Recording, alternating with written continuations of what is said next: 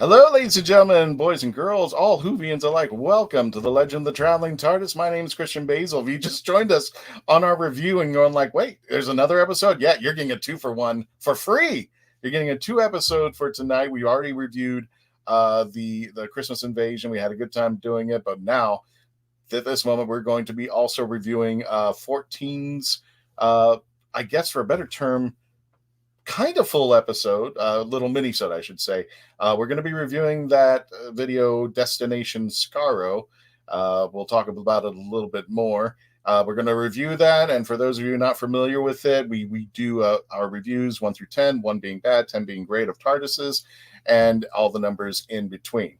Thing was, we were all in a hurry to get over here. I haven't done that, so we're actually just going to do... We're just going to go loop-de-loop as far as the reviews, and we are going to be discussing a little bit about what Russell T Davies said about Davros going forward. And don't forget, I'm doing your chat, so if you want to put me to the test, let's do it now. So thank you, everybody. For those of you joining us for the first time, welcome. And for those of you joining us after that episode that we just did with the review of the Christmas Invasion, thank you so much. Here's the team. Just to get it, let me go ahead and put their mics back in. Look at that. Look at those pretty people out there. And because we're on a tight schedule, we're just going to try to keep this to an hour as well. Let me go ahead and introduce the panel. Of course, love that. Love that, Mark.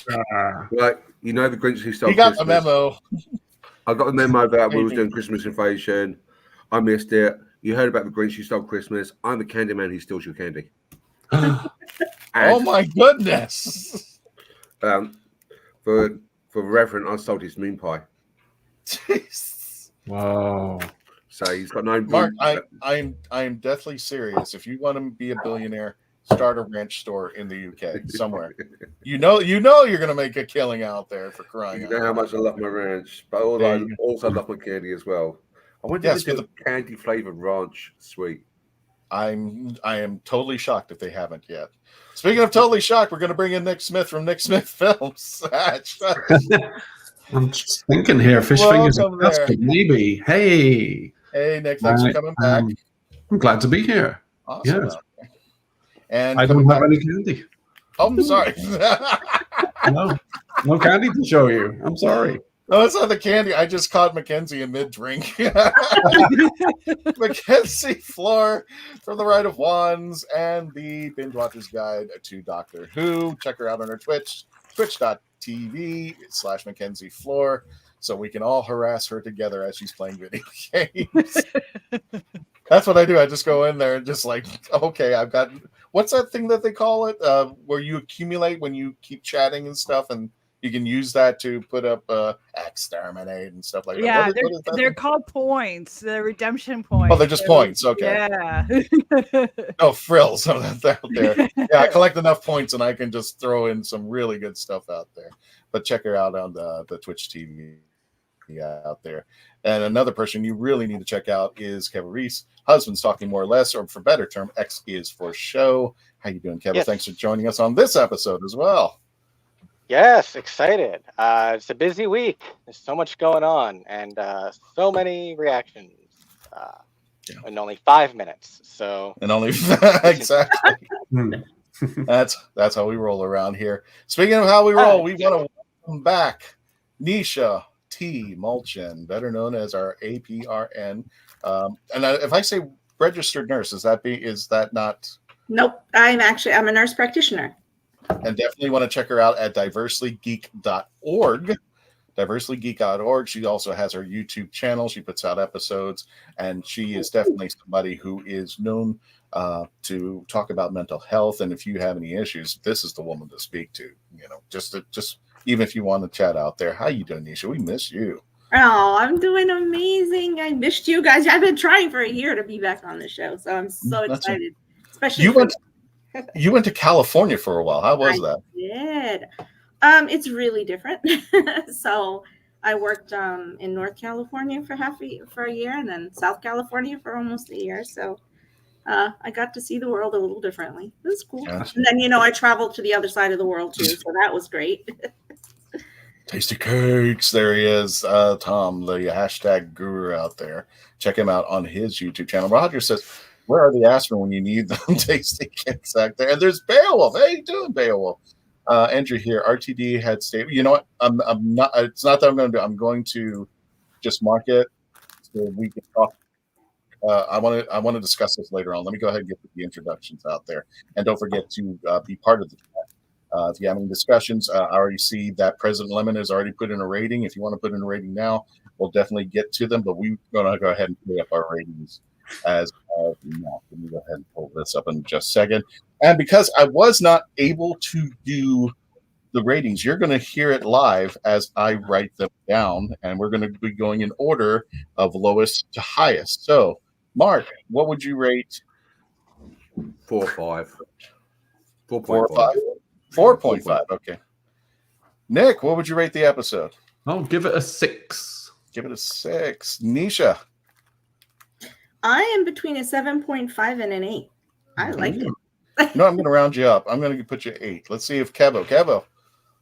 I'll probably also say a 6, like Nick, but if you want, you can round me down. Oh, okay. I'll keep you at 6. We'll just hold you at 6. Mackenzie, wrap it up. What did you rate this one?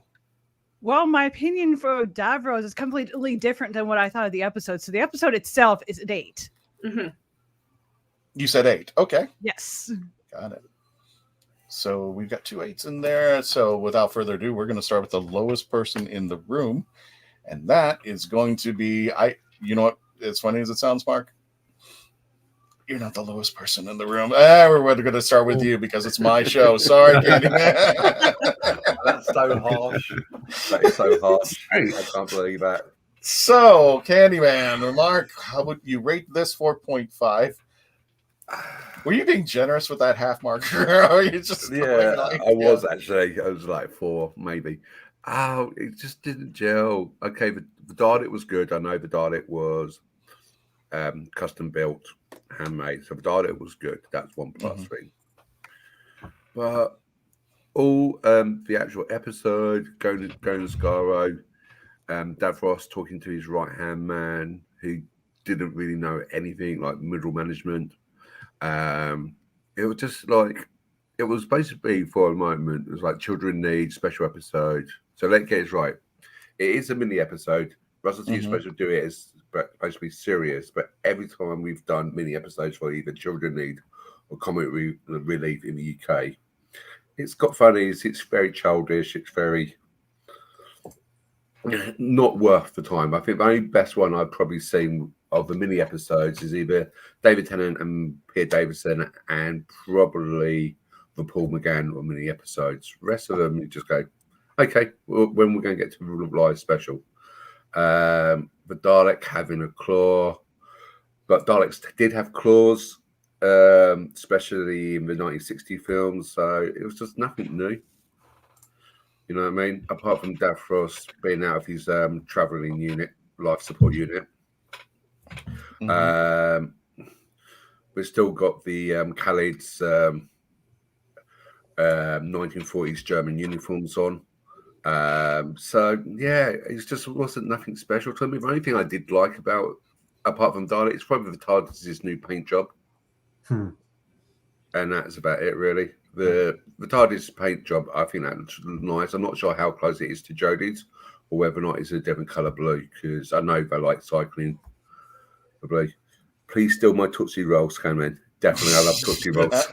It's not only that, but President Lemon says ranch flavored jelly beans. I think we actually, if I'm not mistaken, somebody correct me if I'm wrong, I think there are ranch flavored jelly beans here in the States out there. Wow.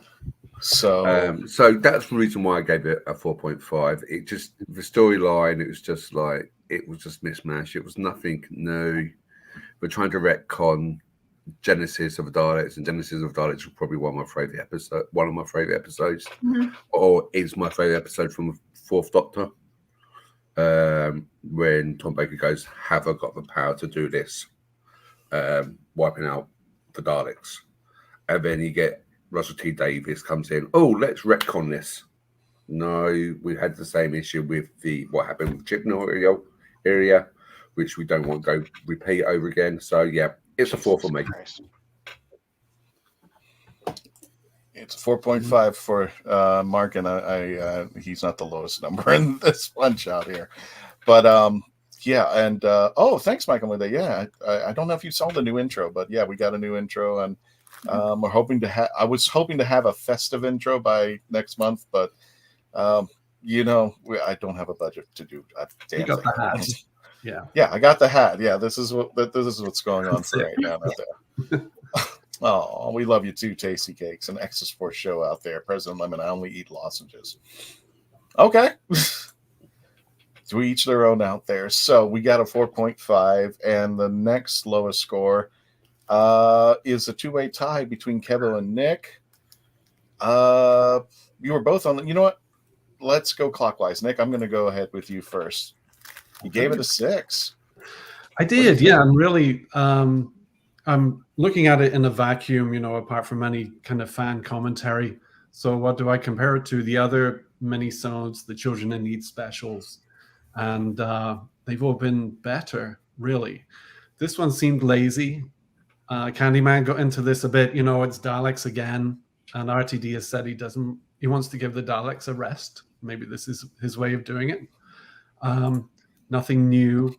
The comedy seemed a bit forced, as if they'd added comedy music to make it more funny than it really was. So that didn't work, but it was great to see David Tennant, the TARDIS paint job. Why not?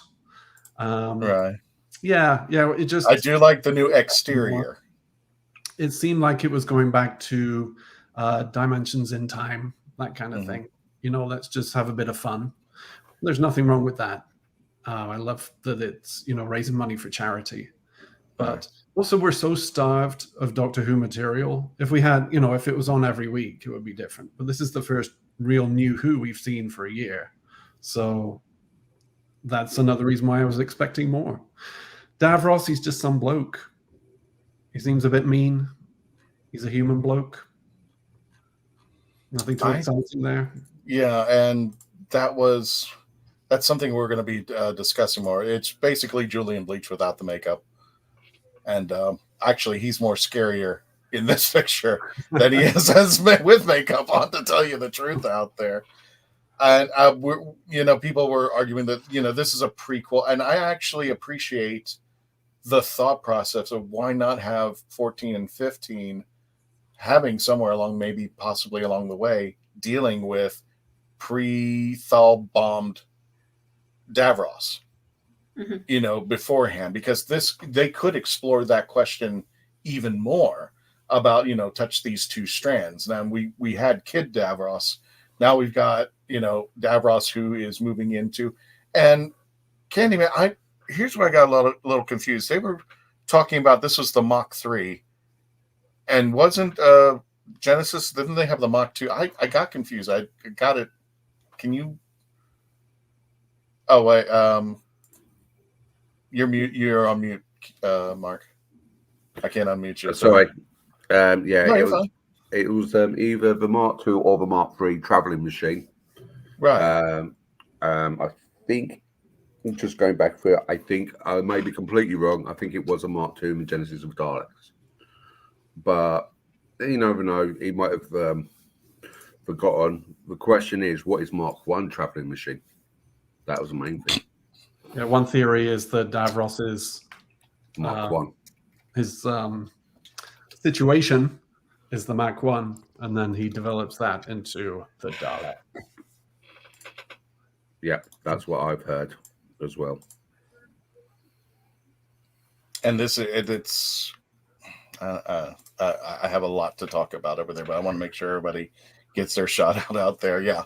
Well, there's some things I want to say, and I will admit the last time I had a good scream at something that I saw was Orphan 55. And when I wanted to do this, I said, when I do reviews, and it took a while for, like Timeless Children, it took a while. I didn't want to come out there saying, it sucks, blah, blah, blah. I really wanted to condense a thought so that people could relate to, as opposed to I'm just pissed at what happened here. Here's the reason why. And then go off on a tangent where I've heard like most other people. I want to convey it in a way, and either you can appreciate it or you don't. But I wanted to address things about what my grievances were with this episode. And there's a reason why. I'll explain down later. But let me see here. You know what? Let's go to commercial break. We'll be right back. When we return, we'll continue our review of Destination Skaro. I don't want to go down on a bad note, but like I said, Mark was not the lowest score in this room. But I want to address it to, you know, and I don't want to come off with he's just being a jerk about this. No, I have a reason, and you take it for what it will. But we'll return, and we're going to talk with Kevo next. And when we return, please continue to stay logged on, tune in. We'll be right back.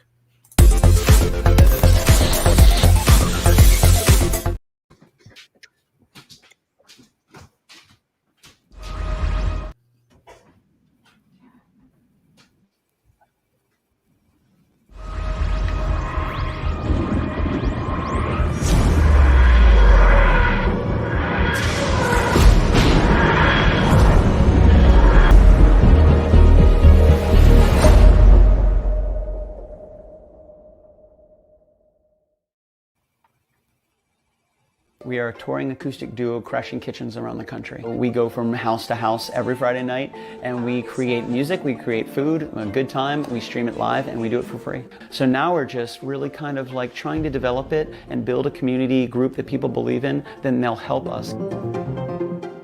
So we played from our rehearsal room, we played from the bathroom, thankfully that didn't catch on. I probably played guitar in my room, not for anyone, in front of anyone, nobody heard, for probably about 10 years. And then one Friday night, we played from the kitchen.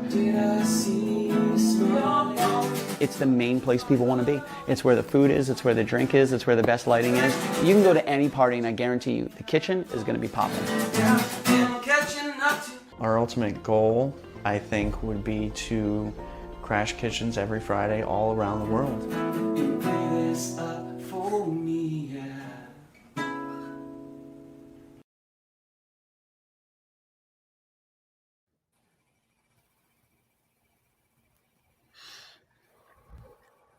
The Traveling TARDIS. My name is Christian Bazon, the host of this show, and I've got a wonderful team. We're going to be reviewing Destination Skaro. If you're just joining us, we just gave a few reviews. We start off with the low numbers, and we get to the high numbers. And without further ado, let me go ahead and pull the banner down, and we are going to be talking to Kevo. Kevo rated this a 6 as well. Kevo, tell us what you think, and let's go from there. You know, it's really tough because I spent most of that commercial break talking myself down from an anxiety attack. Because it's been literally 1,870 days of this. Literally since Chibnall debuted, it has just been negativity and snide remarks and absolutely no looking for the positive. And like it's actually taken a physical toll on me at this point. I threw up twice this weekend from anxiety. Because there is absolutely no patience, there is no consideration, there is no understanding, and you know, you literally call Timeless Child garbage, and you literally do it every single week. And I have told you repeatedly that I kind of like it, and that I don't think it's that bad, and it doesn't matter. You say that you will engage with people, but you've actually never engaged with me about it, and I've tried, and you don't. And like it literally, it's hard to feel safe as a Doctor Who fan. Because you know what? I didn't think this was very good. I don't think Chibnall is great. But I can't even casually enjoy it without somebody screaming in my face, but it's garbage. Only stupid people like that. And it's I never said that. So many. But if you're calling it stupid and someone says they like it, how is someone supposed to not feel like, well, then you must think I'm an idiot? And people actually do, and some people actually do. With forgiveness, that's more of a projection. You're stupid for liking it. No, I disagree. I never said the words. I never came across that. I said, I don't want to be, and these are the words, unless somebody wants to correct me on this, I want to make sure that what I review, and this was the same thing with the Timeless Children, I could not, for the life of me, like I said, I screamed at the TV. You and I had different approaches on that. And when I come in here, I don't want to be, the one that goes like, well, everybody. And first of all, I never use the word stupid. And I would never call anybody here stupid, or any of our people who were in the chats. If they said, hey, Timeless Children was a 10, I have a personal feeling about that. And I'm sorry if it, begrudges, but I'm not, like I said, when I was trying to form my opinion about this, I don't want to be the other, the YouTubers who come out there and they're just pounding and pounding and pounding and pounding. And when I was watching other YouTubers, they're like, okay, so where is your, I want to present this. And I thought that's what I said. I want to present this in a way that people could understand me and not think that I'm just going to come out and irrationally go out there and But when have you ever presented the positive side of Chibnall? When have you ever presented the positive side of Timeless Children? When have you said positive things about these things? And again, it's been 1,800 days of this. I'm going to be honest. If I could find something positive, I would. And I couldn't. And I can't be forced. You can't force me to say, what do you think about this? Well, if I don't like it, I don't like it. And I'll walk away from it. And that's the thing. It's not to antagonize people. It's to say, listen, I made this decision. I said this, and, if you want me to stop saying it, fine. But then I'm not going to be candid to what I'm going to be saying next. If I'm going to hold back my punches and not say honestly what I think. And that's the whole purpose of Traveling TARDIS, is to say what I think. Now, I apologize if it came across mean, and I never said the word stupid. I never go out there and say anything condescending. That's the whole point of this whole show. The whole purpose is everybody comes in with an opinion, they talk it, and they work it out. But again, if I found something great about Timeless Child, I would have said it. And I can't be forced to like something or find something great in something that I don't. It's just not going to happen. That's all. But sorry, if it came across that I made you feel stupid, no. That's not what I was doing at all. In fact, I was saying I want to come across to the audience and say things that would make sense. That's all. Okay. Mm-hmm. So without further ado, let's go ahead and begin. Oh. My head disconnected. I really apologize. I was a little worried. But did you hear my last statement there? No, I could not hear any of it. I truly apologize. If you want me to go back and listen to it later, I can. I could not hear it. Like, all I wanted to convey is this. I can't be forced to like something I don't. And I would never say, you like this. I'm not going to say you're stupid. I would never do that. If it comes across, I can't help that. That's not my intentions at all. What I say here is, I didn't like something. Faith loves the 10th Doctor. I'm not too crazy. I'm sorry, the 13th Doctor. I'm not too crazy about her, but I'm never going to rain on Faith's parade either. She likes the 13th Doctor, so be it. I moved on. There's been 5 minutes of the new showrunner, and the episode title is already swearing at him. Like, we're already starting off on a foot of, we're not even considering any aspect outside of just, we're angry and we're going to scream at him. Like, for all we know, he's trolling us. It's Russell T Davies. That's like point number one above everything else. He said we're not going to do Daleks, and then Daleks came back. The Doctor himself said the timelines of canon are rupturing. You don't know what the story is, but your instinct was to scream about it? Really? That's where we are at. How do you think WTF RTD is not? How do you think that's a professional and adult reaction? That was to get attention, yes. That was attention, and for what? Do you think that the showrunner or the producers of Doctor Who are going to be impressed? Do you think they're going to want to, like, engage with this show when that's how we talk to them? And there's never any positivity. There's never trying to consider. And it's just, and I'm sorry. I am tired. Yeah, it's your show. I really am sorry. And I'm not trying to, like, it literally causes me physical anxiety when I feel like I am like in a corner being gatekept from Doctor Who because it's not what everyone else's standard is. And nobody's gatekeeping you. Uh, What you're saying is I should not have an opinion, or at least that is not what I said at any point. Well, I went not what I said at any point. I said that your language is extremely severe, and it is constantly severe, and it is constantly negative. Give me an example. Why are you putting me on the spot when I literally told you I'm having an anxiety attack? That is random. If I'm here to correct something and you need me to correct something, but it was I need to know what the correction is. It was go ahead. No, by all means, please go ahead. By all means. No, well, I mean, if a doctor's telling me there's something wrong with me and that's it, and I say I hurt, and I'm saying, okay, well, what do I need to do? And they say I hurt. I'm like, I can't. Where do you hurt? What is it that I can do to fix things, to make things better? I mean, you kind of have me on today after a year. I kind of work on this. This is kind of what I do for a living, guys. And I think Kevin must feel safe with me being here. So yes, if you would like, I can help out with this. I've been a Whovian since I was 13, guys. I've been around a long time. And if you notice, Mackenzie and I have been around a very long time. We've done this, we've been here, and we know all the nonsense. We know all the crap that can be thrown out. But guess what? Sometimes we choose to do? We choose to look at it for the fun of it. I am a Whovian. Do I like everything everyone has done? Absolutely not.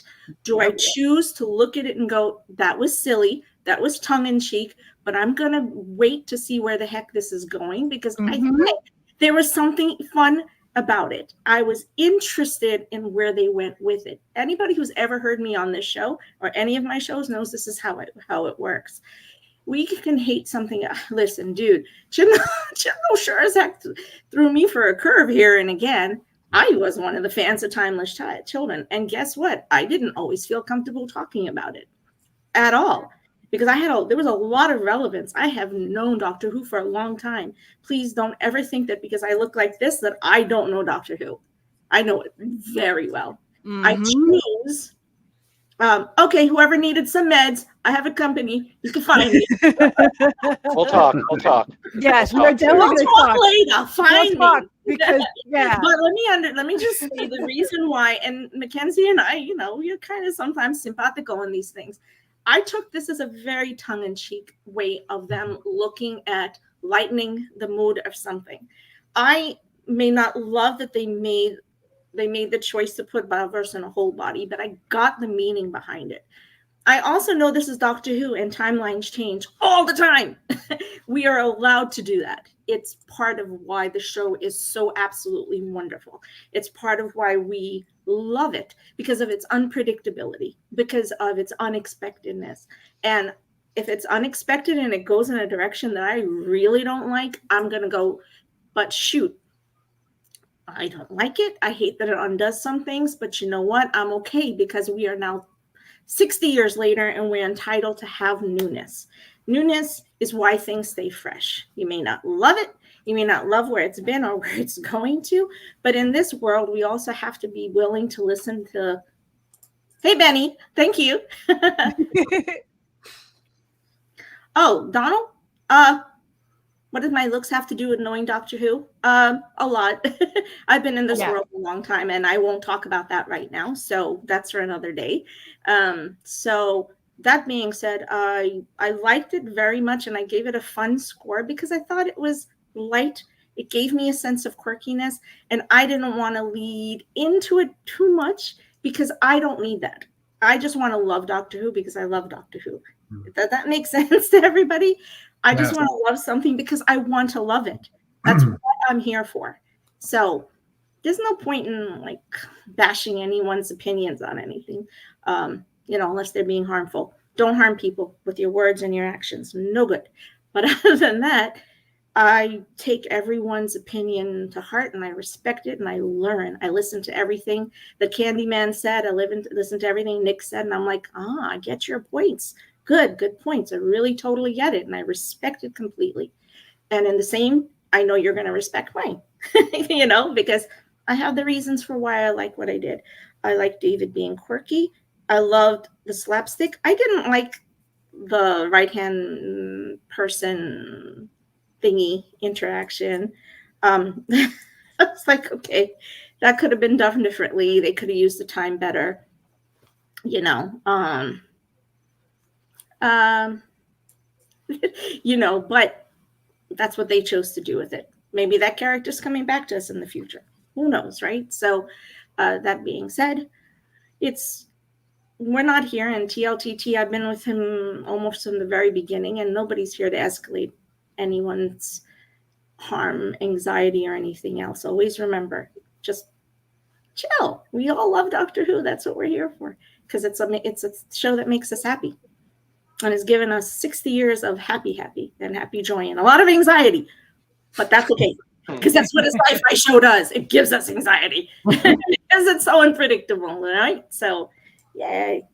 There you go. Right. Well, let's get back on track over there. Kevo, you rated it 6. Tell us what you think, and let's go from there. It was, a lot of people pointed out that it was a little too comedic. Someone pointed out he said it wasn't going to be a comedy sketch, and then it was. What that meant was he meant it wasn't going to be like the Rowan Atkinson comedy sketch. It wasn't going to be like a fake skit. Like it was comedic, but it was, just a little throwaway thing. Didn't love the music either. I felt like it was a little bit too bombastic, so I'm a little afraid for Murray Gold to come back. The dialogue was spot on, and I thought it was really cool to see Julian Bleach back. So I'm excited to see what other surprises there are. Cool beans. Alrighty. And let's get to Nisha. I'm going to jump back to you. Gave it a 7.5. That's Let okay. us know what's in that. I kind of jumped ahead to give Kevin, give everyone a second. I actually agree with some of the comments that everyone's throwing in here. I wasn't so sure about that set. It looked kind of thrown together. I was really taken aback about the TARDIS. I was like, what did you do to the TARDIS? It looks so weird. But again, I was like, maybe it's a time warp. I don't know. David saying, oh, how come I came back in this body? Okay, cool. Everyone's asking that question. So it's established that everyone's asking the same question, including the doctor. Like that. The whole little skit about Dalek, how he names it and how Genesis of the Daleks ends up coming about because he's like spewing out all these things. That's cute. I'm good with it. I'm at a place where I'm leaving it so that I want to see where it goes to. Maybe it's a dream episode. I don't know. So who knows? I want to see it for the fun side of it, and I want to see it for the possibility side of it. That tends to be how I see Doctor Who. You wanted me to comment a little bit about Davros, and again, with time loops and time changes, we have the ability to change how a character presents. I know why Russell RTD did what he did with the character. That's their prerogative to make a choice to do that. I'm on the fence on both sides of why that change was made. I can see, that there are things that let's see how they explain it. Really, at this point, I don't want to make massive, assumptions as to what they're doing with it. So, but I enjoyed it a lot. I thought it was 7.5. You rounded me up to 8. I thought that there was a lot of fun to it, and I'm. Oh, you told me to round you up to 8. So, no, you did. Okay. 7.5, 7.5 to 8. I'm good either way in between those. I'm happy with it. I'm waiting to see what the heck he did with Davros. I get it, but I still want to see how he explains it. Then I'll comment more on it. I think we're too early in the game just to do that until we figure out where he's how he's taking the storyline. If that makes sense, When I get a little bit more input, I think it'll be better. So, but I'm ready for something new. Gotcha there. And Tasty Cake says the Abbott and Costello stitch was a bit much. I think he's giving it a 7. Let me go ahead and get to the audience score. President Lemon. Wow. Yep, you got a good one. 2 out of 10. Already the jokes weren't funny. The set looked like cardboard and it not in good fun way, and the music is terrible. 2 points only because pre-accident Davros was fun until Russell happened. I kind of like the idea of them going back and seeing a pre-Davros. I don't mind that because, again, I think I already mentioned before, but just in case there's new people here, I like the fact that we can go back and take a look at that, because I think it explores more about the touch these two wires scene, where we go back and now he has to deal with Davros before the Thals bomb him. And, you know, will he change anything? Does he still show mercy? I mean, what kind of deal is going on out there? And, you know. So I'm just reading President Lemon's. The set looks like cardboard and not in a fun good way. No, that's right, because the children in need is basically they do it for charity, so they don't get paid for doing it. So the set's going to be rushed. It's going to be done quick. I think they filmed it on David Tennant's birthday. They did. Yeah, which is a couple of months ago, and literally they were still trying to film standard Doctor Who as well. So they're rushing around, and then they're doing something for a charity event. It's not going to be crystal clear, set perfect, anything like that, because it's done for charity. It's fun. With that perspective, I have $5 that says 50% of this Davros choice was that wheelchair is expensive. Yeah, because he's also a very practical man, and getting Julian Bleach back for no pay was already a miracle. So I'm probably not down. Progressive. I'm not. A lot of the minisodes are set in the TARDIS, so they already have that set. Well, I thought they were solidifying that this is pre Davros before he gets attacked, before he ends up into the chair. No one knows this. It's not. No one knows. That's the point of what I'm saying. Okay, well, that's what came out to perceive it, but that's what I got from it. It's what the fans want it to be. Gotcha. A lot of the fans want. Sorry, rephrase that. A lot of the fans want it to be that way, so it makes logical canon sense. But as Nisha says, it's Doctor Who. There's nothing as canon, so who knows? Yeah, who knows what the toy maker's doing, meddling with reality, maybe. But what I said, it could be a dream sequence. What do we know? So we have no concept at this point. All we did was we were handed something, and that's it. That's it. So we got to wait. Threw it at the wall. Yeah. I mean, Roger says, I enjoy the tales of the TARDIS minisodes from more from President Lemon, even though I just seen the clips here on YouTube, to be honest, because they were more touching to watch. And Beowulf says, Andrew here, RTD has stated it wasn't a comedy skit. Then we got was totally weird. Some of the jokes went too long, and the clown music wasn't good. The set, the Dalek, and Davros were all amazing. Yeah, like I said, if you watch Unleashed, you actually see that the Dalek was actually a fan-built one, because he had all the signatures signed inside the Dalek. Of the Doctors. What was that? Yeah, on the Dalek, which is on set, which is what you see.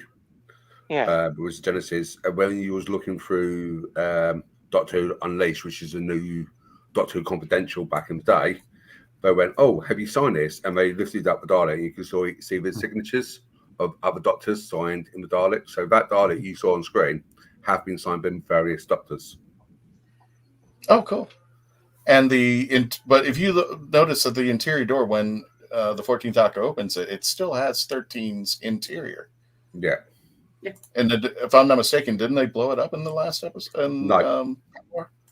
They did not. They didn't give it. They did not do that on that one. Okay. All we saw was Tennant coming out of the TARDIS and looking at his hands, going, "What?" Yeah, on the cliff, on the one of the Archie's cliff faces in England. You didn't see anything what happened in the TARDIS. Gotcha. Beowulf says, I hope RTD has a universe reason for the change in Davros if he is changed after the Genesis story. Roger continues here. Davros before the accident, from now on, Russell. I think that's where everybody was coming across that. Yeah, that's what people are wanting to happen. Whether or not it does, who knows? Gotcha. And Tasty Cake says, he's just repeating himself out there. Roger, Andrew, give us a little bit, take more on this, Roger. Got 4.5 as well. So, gotcha.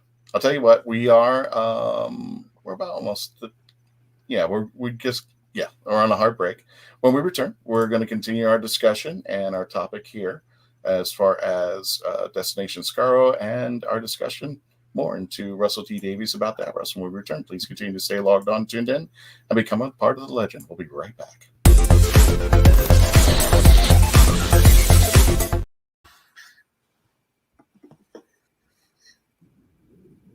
Famous Faces and Funnies in Melbourne, Florida is leading the way in pop culture fun. From comic books and graphic novels to Funko Pops and collector's items, Famous Faces and Funnies has it all. Rick Shea and the professional team at Famous Faces and Funnies are friendly and knowledgeable. Whether you're looking for toys, props, collector treasures, or a new comic book, Famous Faces and Funnies is your one-stop shop. To find Famous Faces and Funnies on Facebook and Twitter, just type at FFF Comics. We are a touring acoustic duo crashing kitchens around the country. We go from house to house every Friday night and we create music, we create food, a good time, we stream it live and we do it for free. So now we're just really kind of like trying to develop it and build a community group that people believe in, then they'll help us. So we played from our rehearsal room, we played from the bathroom, thankfully that didn't catch on. I probably played guitar in my room, not for anyone, in front of anyone, nobody heard, for probably about 10 years. And then one Friday night we played from the kitchen. It's the main place people want to be. It's where the food is, it's where the drink is, it's where the best lighting is. You can go to any party and I guarantee you, the kitchen is going to be popping. Our ultimate goal, I think, would be to crash kitchens every Friday all around the world.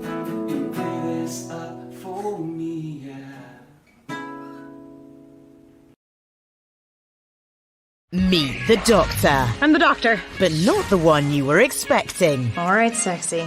It's time to go home. Doctor Who Velocity. Streaming now. Oh, brilliant!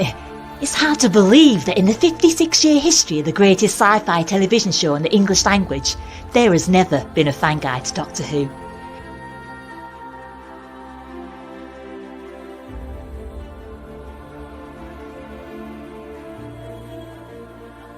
The official books might give you what they think you need to know, but only a guide written by a true fan will give you what you really want to know.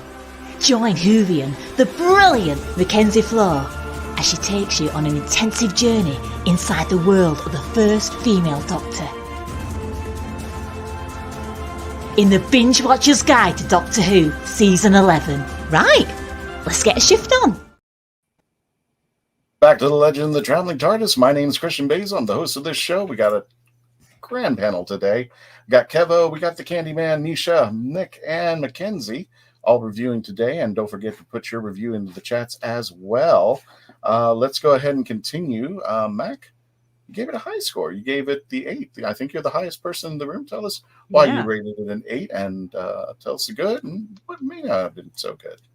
Well, I share a lot of the same opinions that Nisha has, and I also share a lot of what Kevo has. I mean, I'm the person that I cosplay as a 13th Doctor. I go to book signings, and every single book sign I go to, I have one person that at least comes up to me and goes like, you know what? You personally destroyed Doctor Who.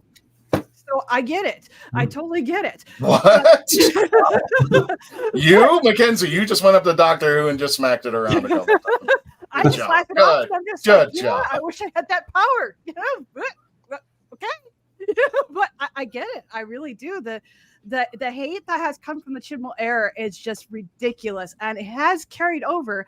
Unfortunately, I think a lot of it has to do with what RTD had said after this particular episode aired. I wish now that he had not said anything and just stayed quiet, because I feel that he escalated what a lot of people have felt about this episode. This episode, I love Genesis of Daleks. It's one of my favorite Tom Baker episodes, and I don't remember a lot of his episodes, but that is one that I absolutely love because it's one of the very first times you really get to see the Doctor struggle about committing genocide. And we know even now in this world, we're dealing with genocide right now going on worldwide.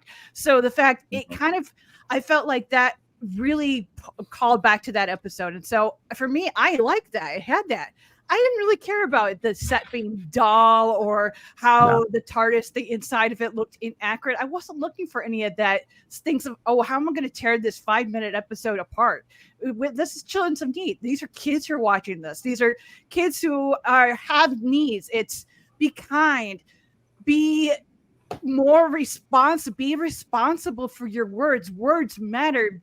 Pay attention to what other people's feelings. Just because your opinion is one thing doesn't mean that somebody else's opinion is less valuable. And that is one thing that has really came out of the Chibnall era, is that people are in really politics. And I blame a lot of this on the right side of politics in America, because it's brought out the bullies that, it's your opinion, your matters the only thing. We all have a backside, and our backsides stink, but apparently the right side wants to think that, my backside doesn't stink, and I'm not going to admit it. So there, my opinion is the only thing that matters. I don't care what anybody else does, because I live on a king throne, and I'm the only one that matters. That's why I'm looking at this as I want to have fun. I want to enjoy Doctor Who. I'm going to sit back and I'm just going to enjoy it for what it is, not for all the hate that's come out. I just just chill, people, and start thinking. And for all that it's not. Yeah. Mm-hmm.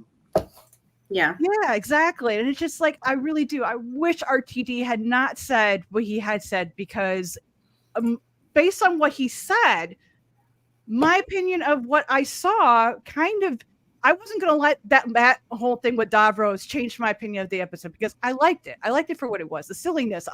We haven't got to see Doctor Who in a year, but I also feel like we have to address what RTT said from a point of words matter, not only from the perspective of how it affects those, people that Davros may or may not have been representing, but also as writers, as the people who created Davros, and what his feelings were. And really, in a way, it's almost RTD was kind of playing into the politics. And that's just, I don't like that. I don't like it. We're not cancel culture people here. No, we're not. It really... What he said, actually, from what I've seen, especially a couple close friends of mine, and I do have some responses from our YouTube channel when we asked the question, did you agree with what Russell T Davies says? They were not happy. And they did not. I found that it was a conflation that wasn't even necessary. I mean, when it came to Davros is not the way, because he's in a chair. He's a madman. He is Frankenstein, who created a monster, and he wants to be more like the monster that he created. So that's why he's in the chair. It's a life support system. It's not that. And RTD, growing up, I had a dad who had rheumatoid arthritis, both his arms and legs. He was crippled. He could barely do anything. I had to I did more walking than he did. It's true. And not once did my dad go, okay, we're going to take over the world, or when we're going to commit meeting. I mean, he never was like that. So how are you conflating this to people? That's not what it means, though. That's what it felt. That's not what he said. That's actually not what he said or what it means. But Yeah. it's not what he said or what it means, and that's a huge part of the problem. He never said that or meant that, and he wasn't even right. He is overreaching. Yep. But that's not what he said at any point. Oh yeah. And I've seen a lot of people say that he said that, but that's not what he said or what he said. Well, if that's the case, that's how they took it. So And he's it's not- talking about stereotyping, and that at the time and the era of this impetus of this entire character, it was very Right. common to stereotype, right? And to give very strong Frankensteinian qualities to the evil other person. And so at the time, a lot of, I mean, if you're a Marvel fan, if you're anything fan, you know that the wheelchair actually went a lot with the evil characterization. See, I'll disagree with you, Nisha. So, like with Marvel, you had Professor X. With DC, you had. No one said there aren't heroic people in wheelchairs. I didn't actually finish speaking about it. I was good as I didn't finish my statement. Thank you. There were many that were characterized in that way, and many that were not characterized in that way. We're talking about this particular thing. So I'm not, I'm not saying that there weren't great characters. Kevo can tell you, because we do Marvel comic shows together. I'm very versed in it, and 100%. I am literally a diversity organization. I 100,001% want to see people with disability or other representation. Absolutely. He's just specifically talking about as an error in his perspective as a director, as a filmmaker, where he's like, oh, we saw a lot of this at the time and we're trying to undo it. Do I agree with him?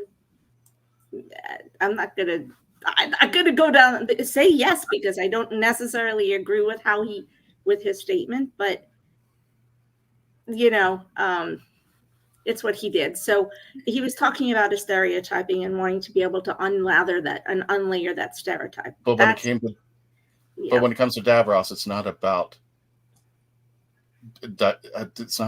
disability. It's about him losing his immunity. No, one of the elements that they use to make you feel that he is creepy is the facial scarring and the wheelchair. Another example I thought of was the character of Dr. Finkelstein from Nightmare Before Christmas.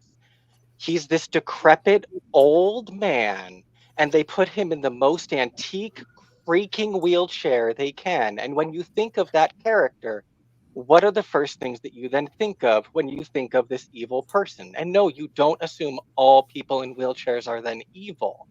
But it's still conflating this thing in your mind. People are terrified of old people because of how many movies there are of terrifying old people. It is a common trope, and that is a huge part of why people are terrified of old people when they shouldn't be.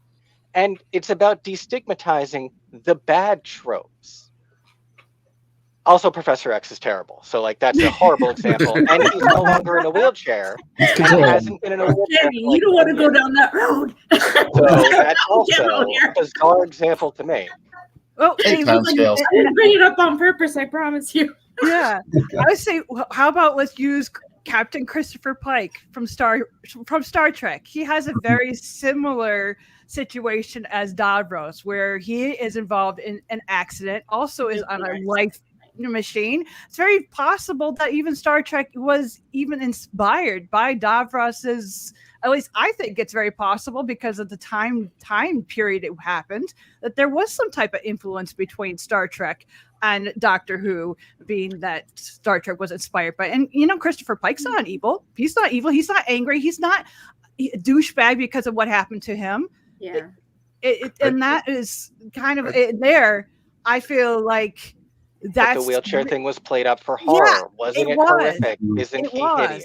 Yeah, and it totally was. And going back to the whole thing of how RTD should not have said anything, I personally saw on Instagram, there was somebody who mentioned about Davros and how he shouldn't be changed and blah, blah, blah.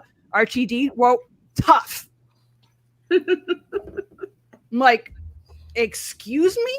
Are we arrogant here? You're just doing exactly what the NBD do. It's like somebody yesterday. He did, yeah. When I saw that on Instagram, I'm just like, why are you taking the Tiki Waititi approach? Yeah. It's just like, I remember that, or Taika, whatever his name is, the gentleman who went out and said, I will destroy your mythos in a second. I was just like, dude, aren't you trying to convince these people to be on your side? You're not helping. These people, you just lost money. You just lost eyes. You lost seats because you won't take the responsibility to stand up and say, this is the decision what I made. Fine, back it up. Grow backbone, talk to these people, be mature about that. And if they don't come, they don't come. But that was a decision you tried. Show some respect for these people who don't agree with what you got and let it happen. But at least try and say, hey, you know what? I did I was on the higher ground. Sorry, Obi-Wan. I took the higher ground on this thing. I wanted to, I want to be better than somebody who's criticizing me. And, that's how you get people into the seats. That's how you get tickets being purchased. That's how you change minds. When you talk to somebody like they are respectful. And instead of, what was it, tough? I read that whole Instagram thing. I think I have it somewhere. And I was just like, he had a concern. Yeah, he does. I mean, what? And it was just like, okay, what's that? It wasn't phrased incredibly politely. Is part of the thing. But how are you going to convince somebody when you just say, well, tough? I mean, that's not even an attempt. That's just a lazy, I've given up. I don't have anything to say on this matter. And it's just like, he's a queer man who survived the AIDS crisis. He doesn't owe anyone defending himself on social media. Is he being a little cheeky? What does that got to do with sometimes? You love cheeks sometimes. It just depends on the circumstance. He's just working on a trope that's actually been addressed many times throughout and is being addressed regularly. It's called the evil cripple trope. It's something that's extremely well researched. It's something that's well written about, and in the world that we're in now, we do have to really look at what we're doing. Are we falling into stereotypes? Again, remember, I told you I was going to sit the fence on it. And I apologize, Candyman. I didn't mean to jump on you. I hope you didn't think I did. It's just what I'm saying is I may not love his choice of what he did. I get the perspective of why they did it because they're countering the trope as much as they can that they see as a trope. Do we, as Doctor Who fans who've been here forever, see it as that? I promise I probably would have said something by now if I had actually seen it that way. I think I can understand why Russell T Davies did what he did, what children need. I perfectly accept that. The thing is, when I was reading this is my own personal view, so everyone's out inspected, and if I offend someone, I do apologize, but this is my subjective point of view. How he said it, because of people used to think that people in wheelchairs are evil. Davros is in a wheelchair, therefore everyone who's in a wheelchair is evil. Paraphrasing, not exactly what he said, but I am paraphrasing it. But when it comes to the character Davros, okay, because we know, like we said just a moment ago, we know there's some good people who are in wheelchairs and there's some bad things. Comics are portrayed good.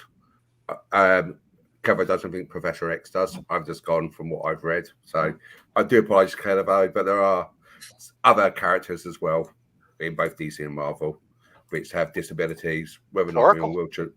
Yeah, Oracle, Daredevil. I know he's not in a wheelchair, but he's blind. No, absolutely. Yes, okay. And Kirito in Sword Art Online. We covered Online. Daredevil, so yeah. Daredevil, absolutely. 100%. And Kirito. Do you know Kirito in Sword Art Online anime? I don't know anime. Okay, so yeah. But I didn't hear you. I apologize. One of the things which wasn't addressed was post-traumatic stress disorder and how it affects someone. And when you got Davros in a war situation, he grew up with war. Yeah. And his character is a war child. Mm-hmm. Okay. And the genesis of Daleks and the Kalids are very, very 1940s Germany. Okay. It's going to affect him psychologically. And if you want to jump in, Nisha, about post-traumatic stress, because that is a real effect that affects people. I've seen it with veterans in the UK. Mm-hmm. Oh no, 1,000%. I work in trauma recovery from every direction you can think of. I think that the real beauty of Davros's character is that we addressed PTSD on a regular basis. The one thing with Capaldi, I was just talking about it with my daughter, is that we had a chance to step back and see child Davros, right? A child who was space where there was a hopelessness, and a hopelessness that came from not just trauma, but pure war, pure dissent, and a constant bombardment of the mind and the spirit. And so if that's what imprints on you is what's around you. If you don't have anything to or peel away the layers of trauma memory, then trauma memory becomes you, because that's all you know. It's very difficult to find any way to redirect it. We saw Capaldi's character struggling with, should I do this? There was two things he struggled in that moment, just like Genesis of the Dalek. He had to, in that moment, struggle whether or not he was going to, should I just take this child out? You know, do you do that? Do you do that in the middle of knowing all of the atrocities that Davros is going to affect in the entire universe? What do you do? And looking at this child, knowing there was the possibility of saving him so that the trauma memory maybe had a different direction to go towards. We deal with this constantly. That is all Doctor Who is. Doctor Who is about the traumas that the Doctor has gone through and physically having to readjust for. From the moment we get the Doctor is literally living in trauma, right? And runs away due to trauma. So exactly. In this world, Davros is a summation of a constancy of trauma and trauma and trauma and trauma, where all the imprints only lead Davros in his personification towards the character that we see.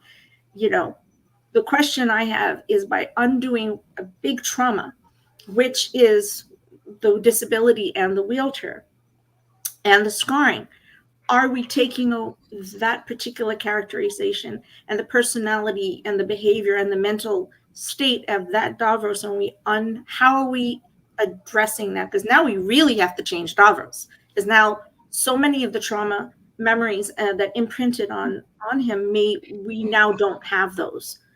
For me, that's what went through my head. I'm like, okay, so where are you going with this? Because this is a big decision. It wasn't just taking him out of a chair. It was taking him out of a scarred body. It was taking him out of all of those imprints that Davros as a character had lived through to get Davros to the point that we knew Davros to be. Does that make sense? Mm-hmm. That's a whole different story for me. That's the first, my head went, yeah, but now you peeled away. Remember all those layers? You peeled away how many layers of this character, and you took them away. Now what are you going to do? We're making it more internal. We're internalizing it. Terry Nation was saying war is bad. It's, you know, it's going to hurt people. You're going to lose limbs. You're going to be mentally scarred.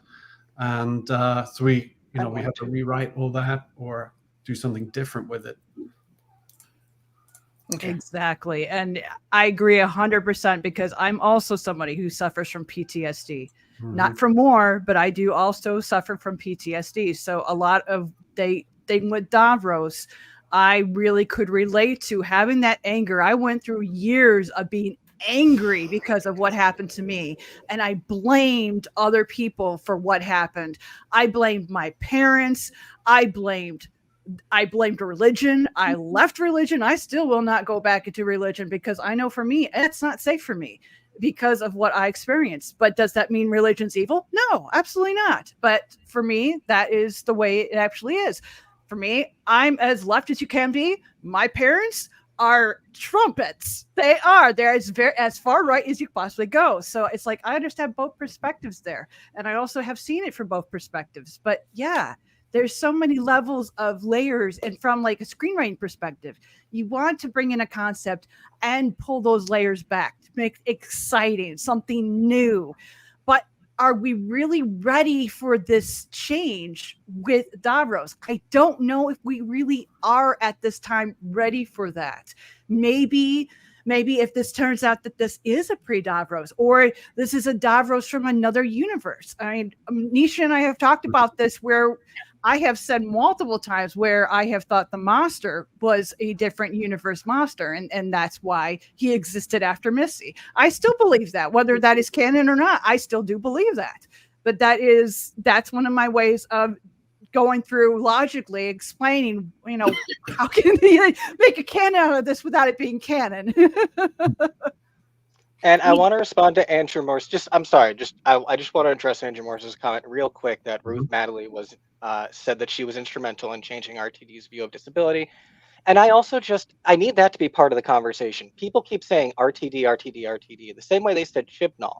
Like these guys make the show in a vacuum. Like there's no one to stop them, no one giving them opinions. Like no one in the writer's room or the actors said, we like the timeless child. Like, do you think David Tennant is thinking, God, my boss is an idiot, but I'm stuck? Like, these people are also involved, and that's also a huge part of the conversation. Thank you. I'm sorry. Okay. Well, we got 2 more chats left, and then we'll go ahead and wrap up the show. I only wanted it to be an hour. We're going a little bit on that one there. So Edward says it was clever. It served a purpose, a funny episode. to whet the appetite for new Who before next Saturday. Like pre-Thal bombardment, Davros, but hope it will be used sparingly. 8 out of 10. And JWC reviews. How you doing, buddy? 3 out of 10. It was great if viewing it in a harmless piece of fluff for a charity event, but then when through the prism of a serious piece of Who, it was poor. Yeah, I do too, because it does feel kind of weird that they basically took a very serious drama of Genesis of the Daleks and tried to lower decks it for 5 minutes. And why? And that seems to be that. Well, that's the case, and it's just like, okay, yeah. From a perspective, like if I'm coming from Disney Plus, or if I'm a kid, yeah, it was meant for the kids. And then my first question is, why even do Davros? You got 880 episodes. You got tons of people, villains, and fun stuff that you could throw in there. Why even address this point in time? But like you said, there might be a chance that they might review it. Who knows? Yeah. But it's retcon. Every once in a while, your head explodes. Is that your head? Nisha, is retcon actually a serious disease in Hollywood? That's what I want to know. It's a multi-universe. There's some kind of spinoff.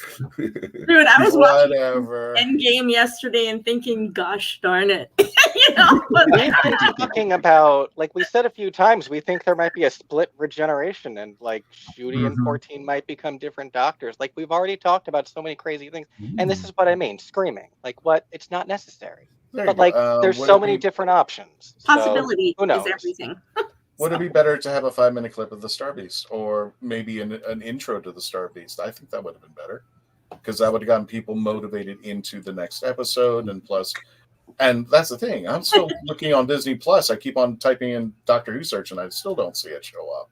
You know, even a little trailer to get people started. Just like, here's a trailer. Here's our first entry. Go watch this, so that people can get into it. I hate to wait until Saturday for people to get involved, because there's not even a landing page. I haven't checked. There's not. I've been constantly on a day. Trust me, Kevin, on a daily basis. I type in the words Doctor Who and nothing. I get Doogie Howser. I get Doctor Strange. I get everything Doctor except for Doctor Who. And unless you're in the contract must hit at a certain day. Let's agree on this. If I have a big movie out, am I going to put trailers out? Am I going to put teasers out? Am I going to entice people so they can move over? Am I just going to go, well, it might be on YouTube, or it might be on the BBC, or it might be on BBC iPlayer. And it's just like, I don't want. We should be getting stuff at least on Thanksgiving. At least let's start. We want it to be success. Christian, if you can pull up Andy's message. I think that's true. I think this is more concentrated on shooting Gatwas rather than Tennants. Well, if that's the case, with respect, why even have the 60th anniversary go there? Start with shooting. Yeah. Mm-hmm. Well, to be fair, it might even confuse kids or the American audience who's never even heard the words Doctor Who in the same sentence. You know, to put them into the 60th anniversary, be like starting somebody out with the Day of the Doctor. It's just like, well, what the heck is this all about? What's going on here? So many Tennant fans who are looking for this. So, and Donna, I mean, massive amounts of Dr. Donna fans out there who want this. No, they couldn't be silly enough not to put this up there. They should know better than that. But hey, I also wonder the BBC's end of it.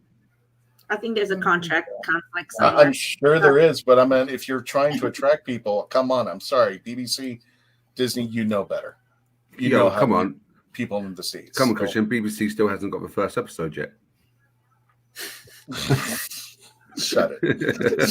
Seriously, BBC has not got an earthly. I know. It's that's crazy. The thing. If I'm introducing something new, especially to a whole new audience in another country, who, you know, they're going to turn on and they're going to see Doctor Who probably flash up on that banner screen.